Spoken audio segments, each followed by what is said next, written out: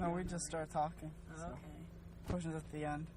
Okay. So just about anxiety and comedy. Yeah. So obviously you have anxiety. Can I question you? If you don't turn it around. Turn it around. That sounds like fun. All right. How long have you realized you have anxiety? Like anxiety in general, anxiety while on stage. I mean, you gotta realize it's not just on stage. I know, but like it's different. I realized it differently at different times. Okay, so what's one of those times? In real life, I didn't know I had anxiety in real life until my boss of a pizza place I worked at says, "Hey, why are you so jumpy?" It's like, I thought that's just how I was. It's like, no, it's not how you just are. It's like, oh. It's like, do you have issues with your dad? I went, like, kinda. And he goes like, I knew it. I'm like, what? So you need to forgive him. Like, what's going on right now? I'm like, I guess I don't do things like people do things. Oh my god. Alright then, we're cool. And then with stand-up, I didn't realize until Wake and Bake, because I was talking to Linnell, and he was like, you know, you'd be a lot funnier if you got rid of your stage fright. I was like, I thought it was fine. I was like, no, you're not funny. You're different here. Like, here you're funny. Over there, you're all freaked out, and, like, no one knows what you're saying. You gotta fix that. I was like, oh, okay, I guess I have it all over. Good to know. Interesting. Daddy issues. I love that goes first, because I fucking do have them, for real. And so now it's like, oh, okay, great. That gets to be something that I have to worry about. Then somehow it's connected to my father that I have anxiety. It's connected to everything. So do you still talk to your dad? Yeah, I still live at home. I mean, I pay rent, but so I kind of have to. Yeah. You're like, I'm not talking to you. All right, move the fuck out of my house. Yeah. Yeah. How do you like living with your parents? It's good. I don't know. Like, I'm paying rent, so I understand what I gotta do to, you know, move out. But it's like, it can't be me in a house. It's just like, it's always just very like, okay, like we can be crazy, but we can't be. Maybe it was a tree house, right? If it was a tree house, I'd be like fucking set. That's where you could live. In a treehouse. I couldn't bring anybody to the treehouse because they're like, no, we're adults. It was like, all right, cool. What kind of lame-ass adult doesn't want to go into a treehouse? No, I remember when I was in Tallahassee, I was like networking at something. I wasn't even trying to network, but I ended up talking to this woman who was like apparently a really prevalent attorney in the city, and she was talking about her friend's house, like the rich people of Tallahassee. Not really anywhere in the world, but they have this, like, tree house that they wanted us to go to, and for some reason or another, we didn't go. But I just remember that actually being a thing that somebody tried to lord over me, and I was like, oh my gosh, you have a tree house? I'm actually very impressed. Would live in a tree house and go to a tree house. 10 out of 10 would do it. Alright, this is... Should we stay on topic? I don't know. That's such a depressing... I enjoy it just because when I first started listening to podcasts, they talked about depression and anxiety. I was like, oh, okay, these things are real, and I can learn how to control it without me committing suicide. It's like, fuck yeah, this is helping. So in my mind, I'm giving back to a younger, tinier version of me. But no. Or whatever 5 persons listens to this and go, okay, they get it. All right, cool, I'm fine. I don't know. If you label it with anxiety, that could possibly help get you found. Yeah. Okay, so then if I'm helping out, I think I've realized I had anxiety late, like past college even. Like, I used to just think I was depressed because I hated living in Florida. And then I moved here, and things got so much better. But then when things would, like, not work out, I'd still be kind of freaked out about it. I don't know, I did realize I had somewhat of an anxiety on stage, at least, when I was in Tallahassee, when I first started doing comedy. And I tried, just drinking before I went up, because that was my answer in college to everything. But then realized that, like, drinking was not making me any happier. And so it was weed that I found. I always was curious about whether that would be a helpful solution to me because of what I had heard about it. And I just eventually was just like, I broke up with somebody who said they never wanted to smoke weed, and kind of like almost had this high and mighty thought of himself of that, I've never been high, so I'm never going to. Like, that's some kind of superpower. I'm like, all right, well, I like it, so I'm going to do this now that I don't have to worry about your opinion anymore. And, like, had a decent job at the time, so I was able to, like, go into, like, it wasn't a weed shop, it was a tobacco shop, because that's where you get all your gear, because it's legal in there. And then, of course, had to, like, on the DL be like, hey, do you have any candy? Do you know where I could get that? And then it's like, had to go to some random person I've never met before's house, like go inside their house, which wasn't pleasant, was like a weird place. I mean, she was a nice girl, but like I did not want to have to be buying drugs from somebody's house, and that was something you have to do in Florida, but it was such a blessing, because then I kind of figured out how to like refocus my brain. Like, it helps me like reorient my thoughts just in a way that puts things into perspective. And once you can change your perspective for 1 second, you're like, oh shit, I have control over this somewhat. Like, oh man, I should really start like making myself think differently, which sounds like a lot easier than it is, but it's something that's still possible. I mean, do you meditate? Have you ever done yoga or done something to like alter your brain like that? Yoga, meditate a little bit. What was fun to do, it's totally bad for your health, but it's super fun to do, is to not sleep for 24 hours and see what your brain conducts. Oh, Lord. That sounds like the crazy experiment. How does that go? The last time I did it, I had a thing for a girl. I was trying to figure it out, but my brain couldn't, like, allow me to figure it out, so I just didn't go to sleep. And then I was at work, and I had to make 200 pizzas for an order, so I was just making pizzas. As my brain was just making pizzas, my brain's like, okay, let's try to figure this out now. I was like, okay, well, what's going on here? What's going on here? Okay, so you're fearful of this, this, and this because of your bullshit. Okay. This person's a decent human being that scares you because you're not around decent human beings. Okay, cool. What should we do from here? And stuff like that. And then my brain's just like doing that, so I was making pizzas. And then, yeah. How did that work out with her? Good. We're hanging out tomorrow, so. Aww. I did not connect those two things. Like, oh shit, wow, time has changed. That's cool. That's adorable. I'm happy for you, even though I don't know if I support that theory of how to deal with mental health is to deprive yourself of sleep. But hey, sometimes you got it. Desperate times, desperate measures. I mean, there's no one taking care of us. Like, no one cares about mental health. Are you kidding? They don't even give a shit if you break your leg. Like, oh my gosh, there's another comedian, I know, Ben Gonzalez. I don't know if you know him. He's been on my show before. But he works within, like, the 911 kind of branch of like, the government. Like, he's not, like, it's kind of like a government job. It's more, like, bureaucratic, where he is 911 for 911. He's dispatched for dispatch. So if they need more supplies because there's like a really big accident or something like that, or there's a specialty like surgeon that's needed for somebody's emergency, he has to try and contact those people to help like get people through the system.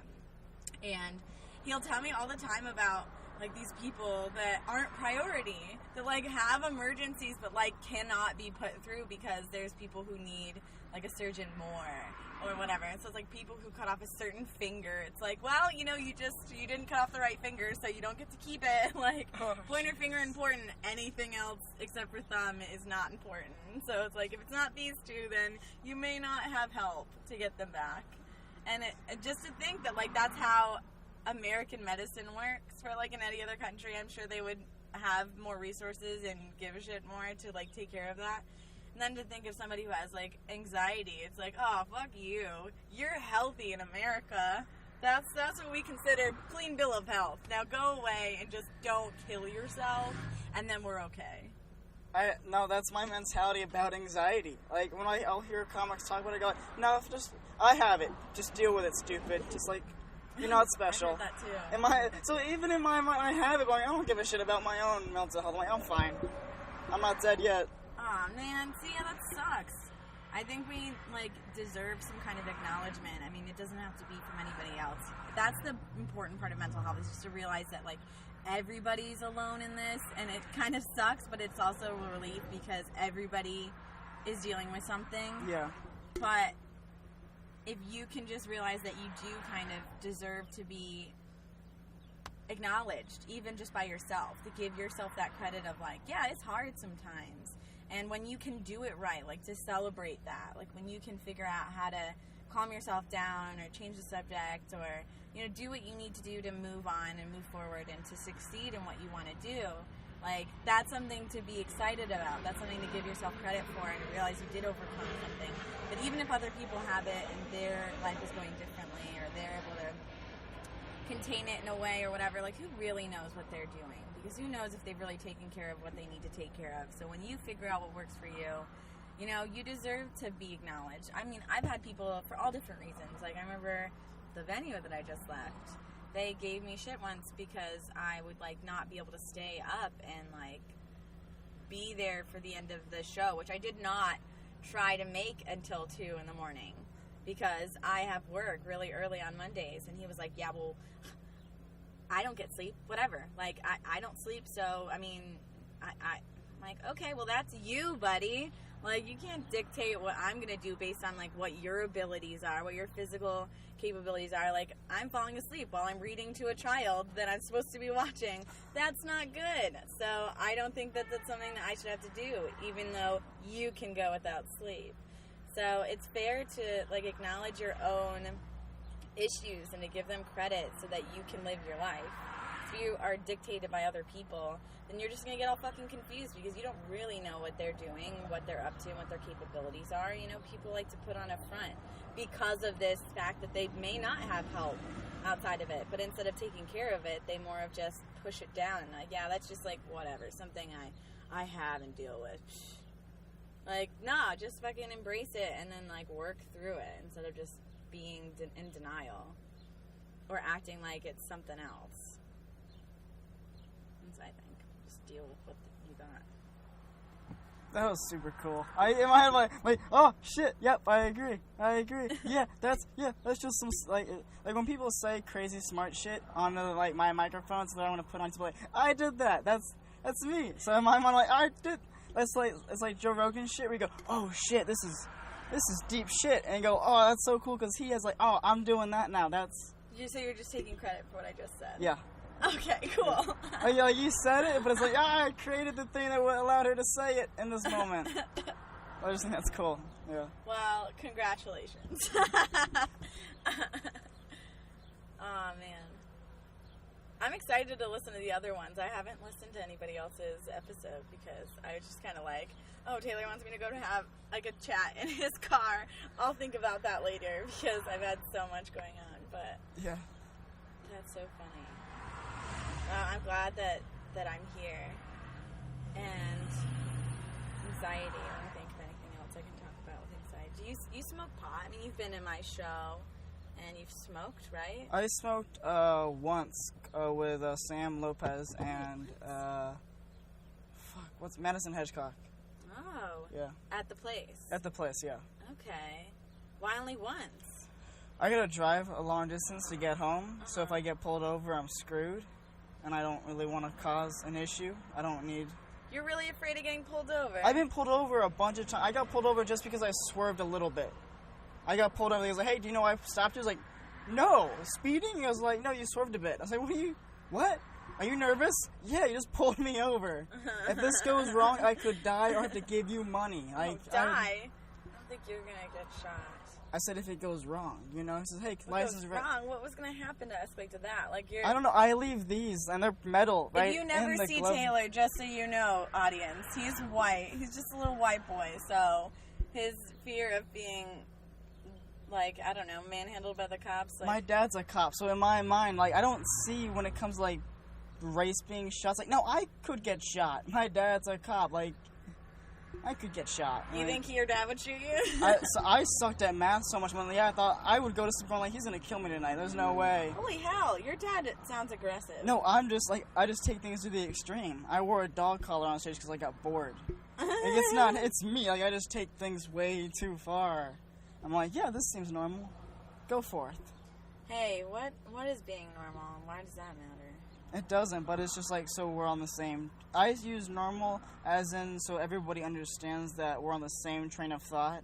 Like the stereotypical I know. I was more being philosophical. Like, I know, what even is normal? I know we all say normal, but then it's good to acknowledge that even that's a bullshit concept. Reality is a bullshit concept because we can change reality. God. We can change. How are you talking like this and you're not even stoned? Because I listened to too much Joe Rogan sober, and I was like, oh, you can just think like this? And you know he does, I've heard that he does yoga and he does... meditation, DMT, yep. Yeah, and he smokes. I don't know about I didn't know about DMT. I just know he smokes weed. Because one time he was like, if I had to give up either... That's what someone told me. If I had to give up either yoga or pot, he'd give up pot. Which surprised me, because I love yoga, but I'm like, I'd have a harder time picking. No, I like yoga more than weed. Well, obviously you're not a pothead. You said you smoked once with Sam and Madison. Like, I smoke all the time. That's one of my, I wouldn't say treatments, but it's definitely one of my ways of handling my anxiety sometimes. But it helps not just for a temporary fix, but it's actually changed the way I think in a way.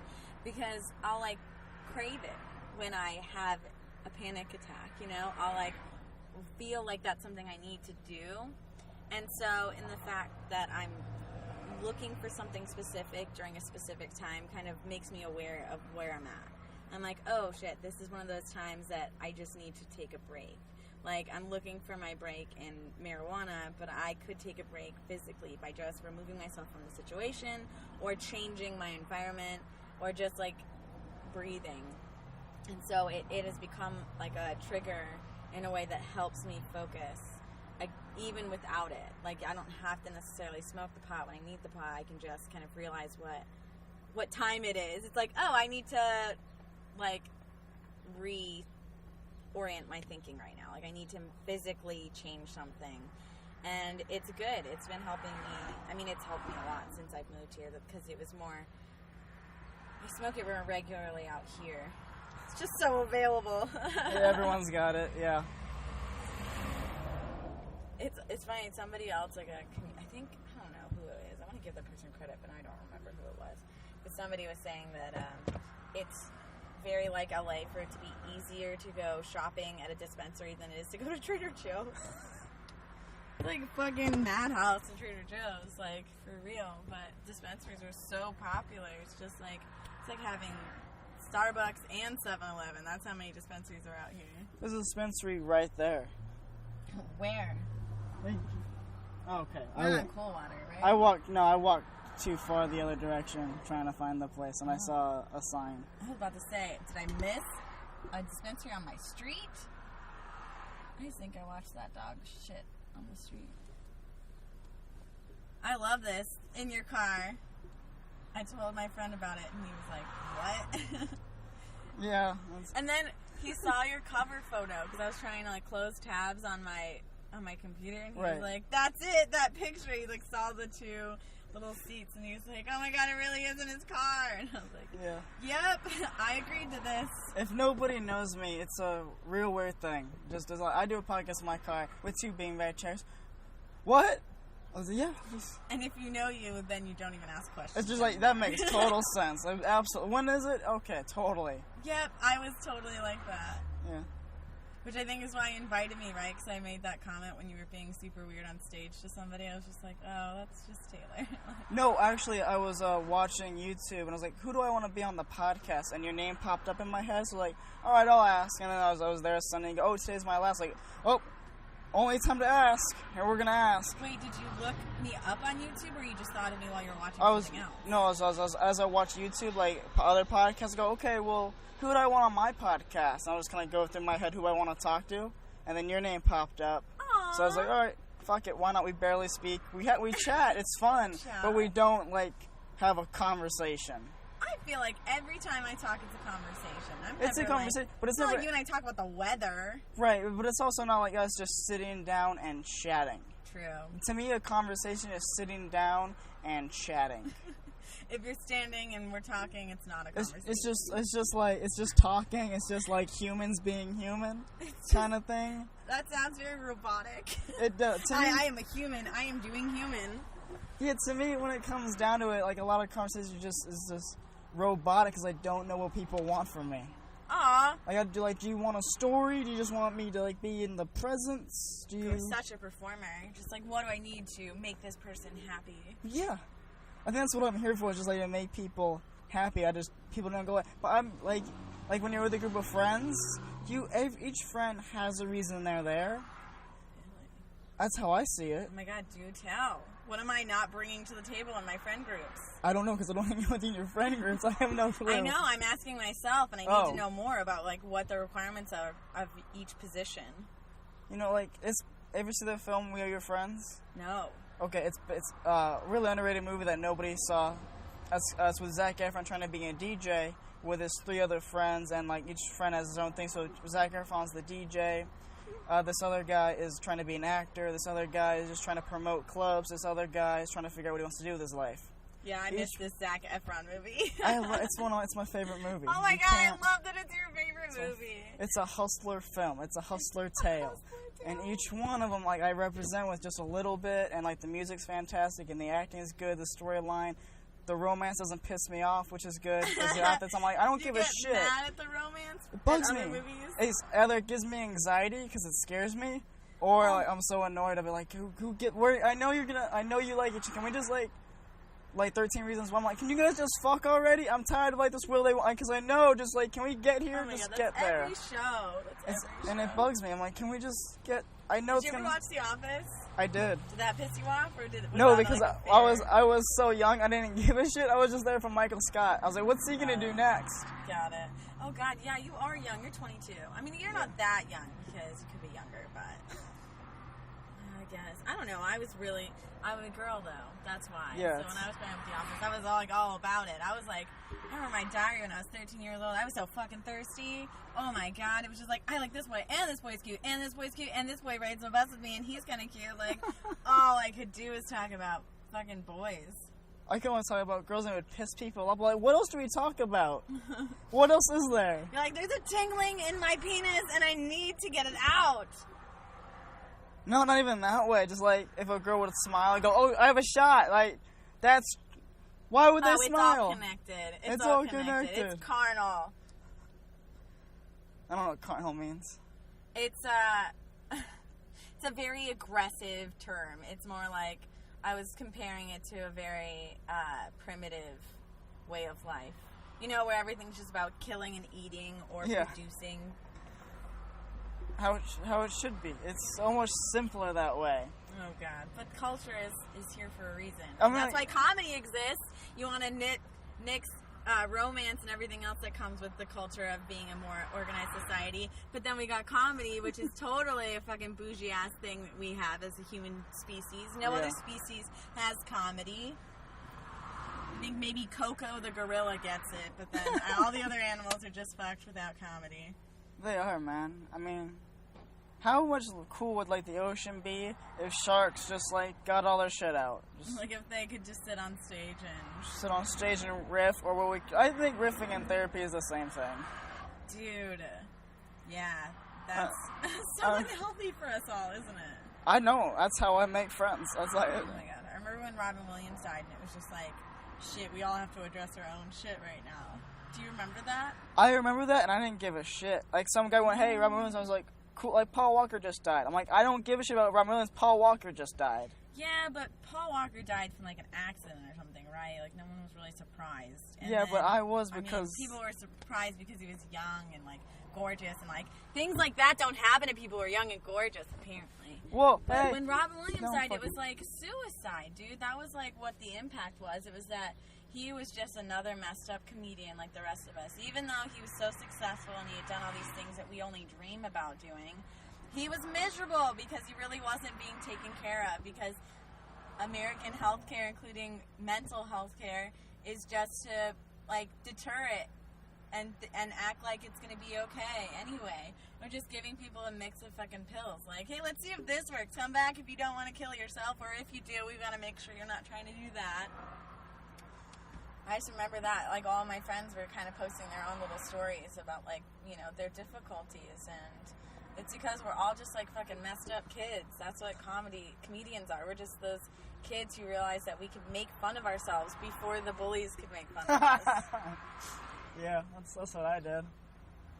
So bits are a way of like escaping reality. I don't know if it's really dealing with what we need to.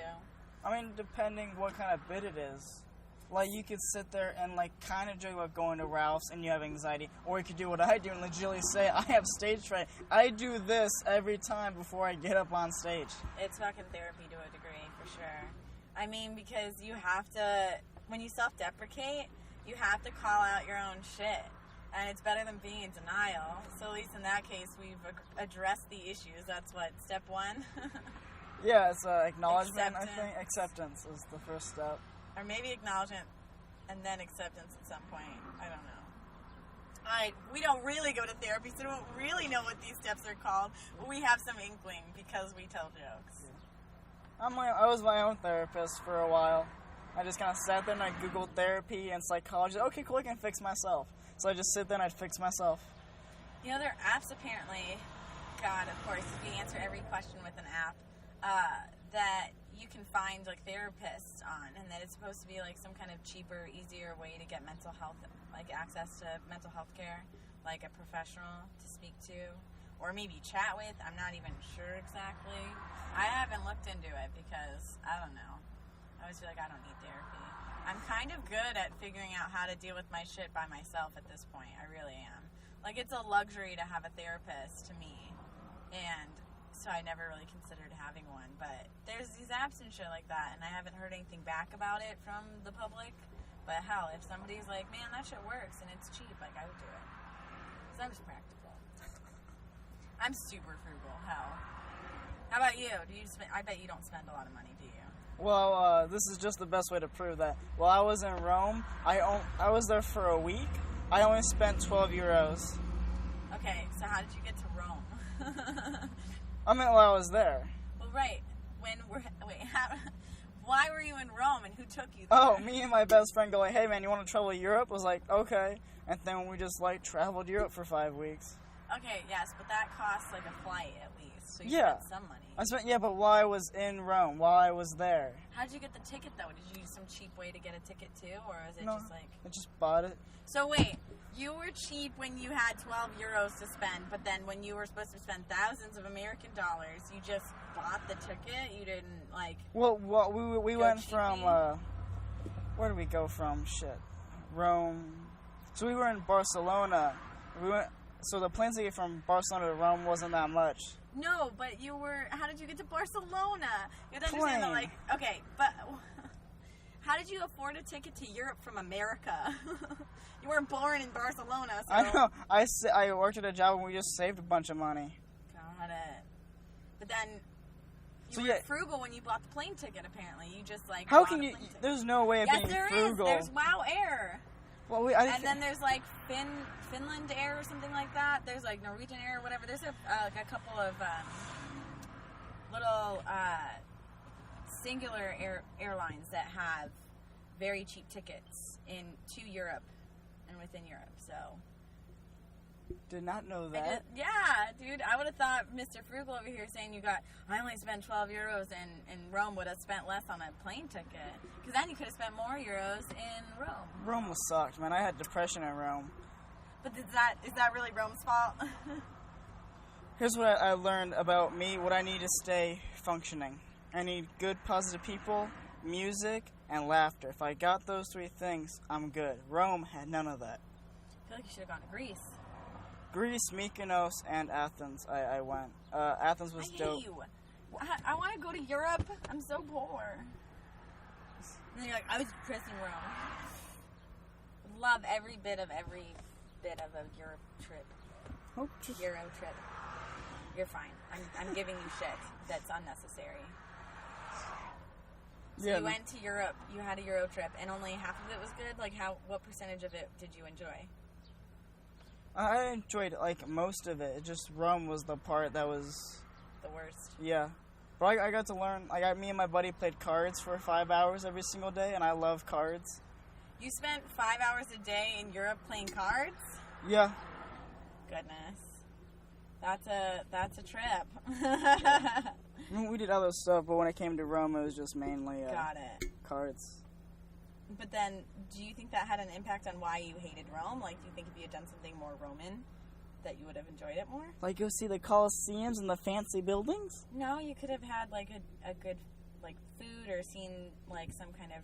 I love the fucking history of, like, Roman and Greek mythology, so I would have been so into, like, the old Italian and Roman mythology. I would have loved to see, like, ruins and stuff like that. Like, that's something I know I'm going to do if I go to Greece, is, like, see some of the old, like, ruins and just, like, think of how old all that shit was and, like, what people believed in, like, the vases they used to, like, carry water around with. Like, that kind of shit, like, trips me up. I don't know why. I like that. Sounds so boring. No, I, like, if I were to go by myself and do what you just said, sounds boring. I like hearing people who give a shit about it and they explain it to me. Then I give a shit about it. But I'm saying, we have to have a Euro trip because I have to go back and, like, teach you why Europe is cool. yeah, basically, yeah. Even Or though like, I've never been. you go to, like, Europe and, like, you take notes and then I'll just read the notes. And like, oh, cool, I get it. I get why this is important. Cool. And then you're just going to cheat? Yeah. You're going to cheat during the Europe trip by just taking my notes? I'll give them back. Do any? Well, right, you're just going to copy my notes and then turn them in. No, I was just going to read the little book you probably wrote and then... I probably wrote a book. Probably wrote a book in Europe. I don't know. I don't know if I'm going to write a book in Europe. Holy shit, I don't even remember dropping my phone again, and it's all, like, scratched up. So, what else do you want to talk about? I have to go in a little bit. But... Yeah, I set a timer. Oh, well, what's the timer for? Is it 12 exactly? No, it's for 10:50. That way, final question. You mean 11:50? I'm sorry, 11:50. Final question. Then by then, it'll be done, and then I can get out of here by noon sign. Oh, it's like from we're noon. Parked in a place with the parking restriction, of course. Yeah. That's why there's no cars behind us at all. There's just like a truck. They're like, we're just freaked out. I was like, yep, I'm good. All right, cool. If we just like 11:58, we're fine. So like walking away from an explosion, you're like, that's not me anymore. I'm done with that. Yeah. All right, so we have some time still. What do you want to talk about? Anything more about anxiety? Like, how are you treating it now? Yeah, that sounds like fun. Okay. You want to talk about how you're treating it, or are you asking me how? Oh, I mean, I was going to ask you. I feel like I've covered my bases a bit. Oh. How I deal with my anxiety. Smoke pot, and I meditate when I can. And then, of course, there's, like, the mental aspect of it, where you, like, the consequences of being able to meditate and smoke and understand, like, why you need to smoke weed is being able to address when you're being anxious and when, you know, you can control something. And whether or not, like, it's healthy to want to control something. And just being able to put stuff down when, like, you know you can't really change anything about it and dealing with it. So those are my exercises for dealing with mine. What do you do? Depending what's going on, like, if I'm going through, like, a bunch of set open mics and I'm constantly bombing and stuff like that, and, like, I haven't seen my friends in a while and work's not going good, I kind of get all, like, weirded out inside. I'm trying to, like, I gotta figure something, I gotta figure this out. So I'll just drink. I'll go to my buddy, we'll play cards, and I'll drink tequila, and I'll sit there and I'll giggle and I'll laugh, and, you know, I'll wake up at his house, which is a place I've never really been to, and I'll do that, which is never, it's not great. But then the week after all those bad decisions, I'm like, okay, cool, we got that out of our system. Let's figure this out again. So you feel like you have to almost, like... I had to hit a rock bottom to figure out what's going on. No, that's so bad. I'm not saying it's good, but that's what I got right now. It's how I started. It's but like I totally get it, though, because, like, even though I feel like I'm doing well and, like, I got it down, like, I totally don't at times. Like, there are days where I'll just, like, I don't want to go to work. I don't want to do anything. I just want to sit in my bed all day and, like, watch TV and just escape reality. And, you know, I know the answers to the questions, but I don't want to do them. You know what I mean? Like, it's like, oh, you should go outside. You should go, like... see sunlight. Do something productive. And then I'm just like, fuck that shit. It's my day off. I don't want to go anywhere or see anyone or do anything. And so I don't. And it doesn't get better necessarily, but sometimes I'm just like, whatever, I'm taking time for me in my way. And even if it would have taken less time to get over it by doing something different, it was the way I felt comfortable taking care of myself. Which sucks because it's not what anyone would suggest, but you got to do what you want to do to a certain degree because you still have emotions about things and they're legitimate, whether or not they're fair to have. But that's, like, not even fair to say that there's any fair emotion to have at any point. but it's just kind of like figuring out when you're wrong and anxious, or if you're like okay to feel that way and anxious, or like what's warranted and what's not, especially when things are based on things that are really happening. Something shitty really happened, but you're being anxious. It's like, okay, well, what degree is this not appropriate to act, or what needs to be altered here? Like, is it fair for me to feel this way, or should I be like trying to change how I feel, or should I just like get it out of my system? Like, what is the appropriate action in this situation? And that's always hard to tell. Yeah, I've allowed myself to feel. Right. Like, I used to be like just a real angry kid. And then I was like, oh, I'm losing friends now because of all this anger. I'm going to keep the anger away and only be positive. And then I'm like, oh, I can't keep doing that. That's because then there's all this other stuff that's in there that's confusing me. Right. So I'll listen to music, and I have CDs because I'm a weird hipster version of... I'm a weird hipster. I got a flip phone and MP3 player, and I have CDs. Oh, Lord. Like, I'm not hipster enough, but like I'm... That's hipster as fuck, man. Oh, I thought they only had vinyl, so I'm almost there, but just not really. Yeah, but vinyl's cool now, so you have to do something that's not cool and make it cool, or think it's cool. So CDs is completely the hipster of this generation. There you go. Yeah, I'm a hipster. And Madison Hedgehog gave me a CD for Fiddler. I didn't really like punk rock because it was really angry. I was like, oh, no. This is allowing you to feel angry in a controlled environment. So you can feel angry, let it out, and then you can play Bob Marley again. All right, cool. And then I just kind of let it all out. Right. Do you ever cry? Yeah. Okay, good, because that's so healthy. No, it's so healthy. So many people just don't even realize. I cried. Feel weak when they cry. I cried in front of my mom for like a long time. Yeah. Like I was barely... Like the other day? No, it was a while back, but I was barely sleeping. I kept having panic attacks, like what happens after you die and if there is a God and all that kind of shit. And I'm like, I'm going to get fucking drunk, I'm going to go to sleep, and we're going to be fine in the morning, right? I get drunk. My mom's like, what's up? I was like, no, man, I'm good. She was like, you're not good. And I started like crying, like, yo, you're like this and this. Like, I got to hustle, I got to move, I got to be strong. Like, what's going on, right? My mom's like, you got to go to sleep. I was like, I can't go to sleep, I got to hustle. Hustlers don't sleep. She was like, no, people sleep. Like, that's, no, what are you doing? And I just started like crying in front of my mom and shit. My mom, how old she is, tucked her 22-year-old kid into bed and want to like just get some sleep. My bed is just a mattress. I live like a crackhead. So Why? It's just... I feel like your mom is nice. Like, she would give you bedding if you asked for it. I'm sure, but it's like I like just having barely anything. It just... You're a minimalist? Yeah. Who lives with their parents? Yeah. Bare minimum. No, that's so you only cry every once in a while, though? You don't cry often? Like last night, I almost cried, not out of like sadness, but like out of happiness, because I was... Oh, that's good. I was listening to a song called All Night Long by Machine Gun Kelly. Yeah, don't worry about it. And I was just sitting there, just like I was just feeling the emotion that the song was like, right. The memories that's attached to it. I didn't cry. I was like, I could if like I had enough. If I had enough, a little bit more in me, I could. Yeah. Well, that was cool. Well, I learned that when you cry, you're actually releasing, it's not cortisol, or maybe it is cortisol. It's like a stress hormone that's in your tears. And if you dispel it, like, you're going to have less of it in your system. And so you're physically, like, altering the chemistry of your brain in order to help you become more happy. So people don't realize that it's literally created to reduce stress. Like, you cry so your brain has a better, like, balance. And that's what I think the hormone is that's really killing us all, is stress. It's cortisol. That shit's so dangerous. That's what makes people literally ill. Like, people freak out about stuff. Women think they're pregnant and they become pregnant because of stress. Like, it induces so many other things. Like, it's one of those just very strong hormones that, like, physically can alter the way you feel and are, and makes you sick. It's the reason why I think men die first, because they never cry, and so they're all full of anger and like all these hormones they just won't let out and cry. Like, men need to cry more.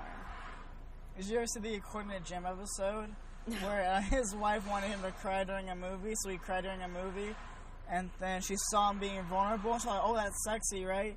But then later on in the week they're about to have sex, and then all she can see is not this masculine man she married, it's just this really sad guy. So then it messed her up psychologically in the head. Oh, that sounds so fucking sexist and stupid. I'm sorry, like, that's your, like, favorite show or something, but, like... It's not, no. This kind of, like, idea that, like, oh, my man cried, and now I can't be attracted to him anymore. Like, oh, fuck that bitch. But fuck the writers. Fuck the writers, really, because it's not a real person. That's not a real person. And if she exists, then she's a dumb bitch. Like, my husband cried, and now I'm not attracted to him anymore. Like, wow, go suck a dick.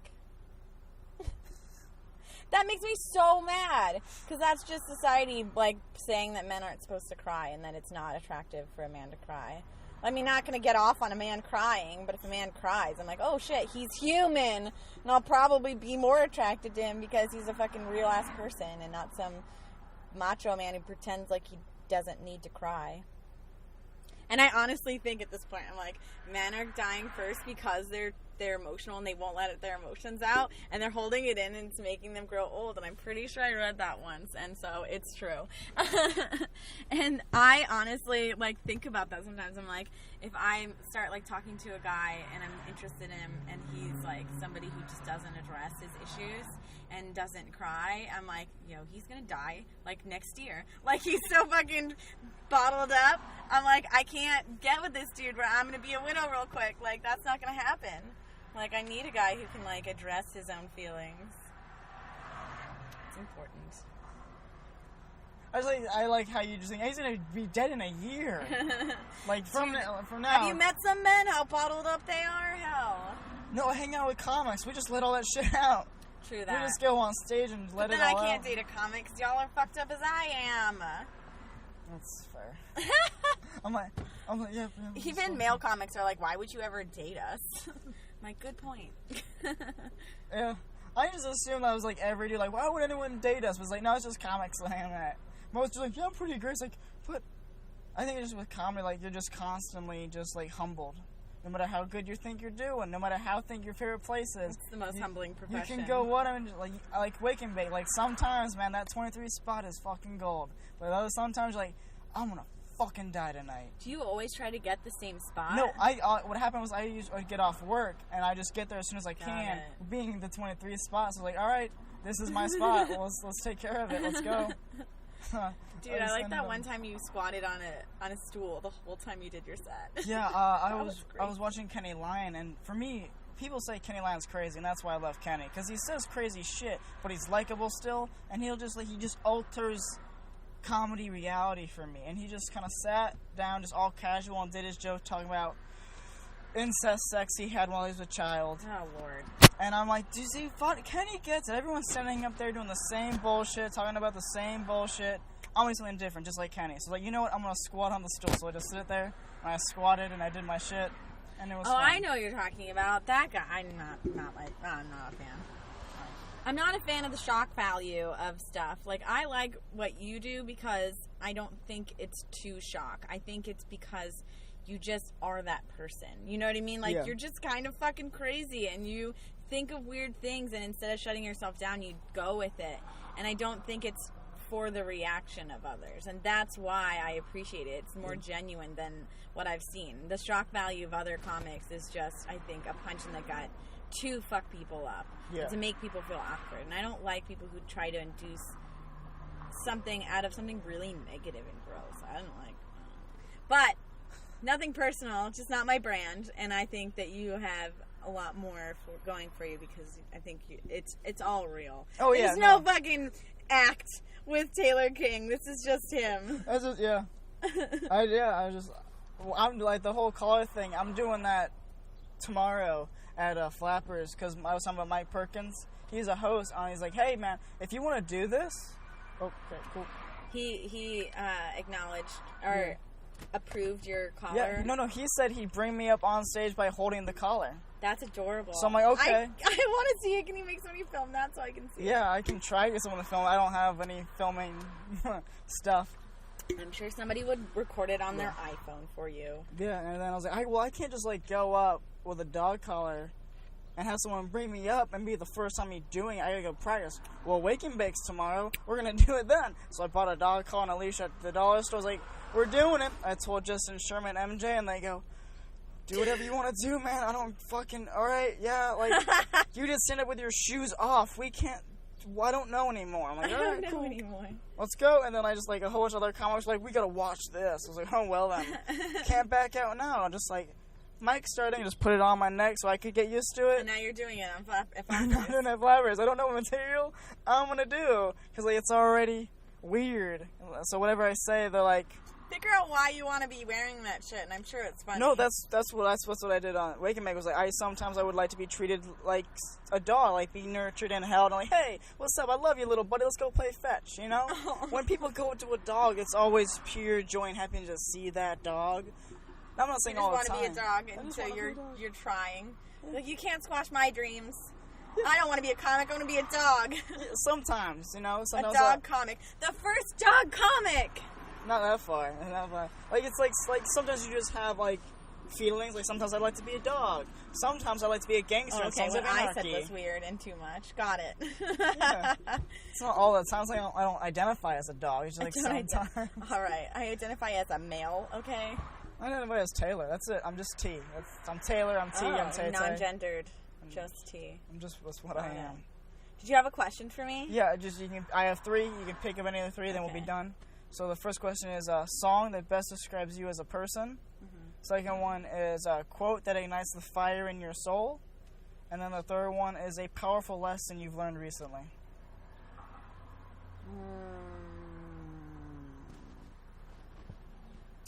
Okay, I'm going to go with a quote that lights a fire in me. And it's very much what we've kind of covered.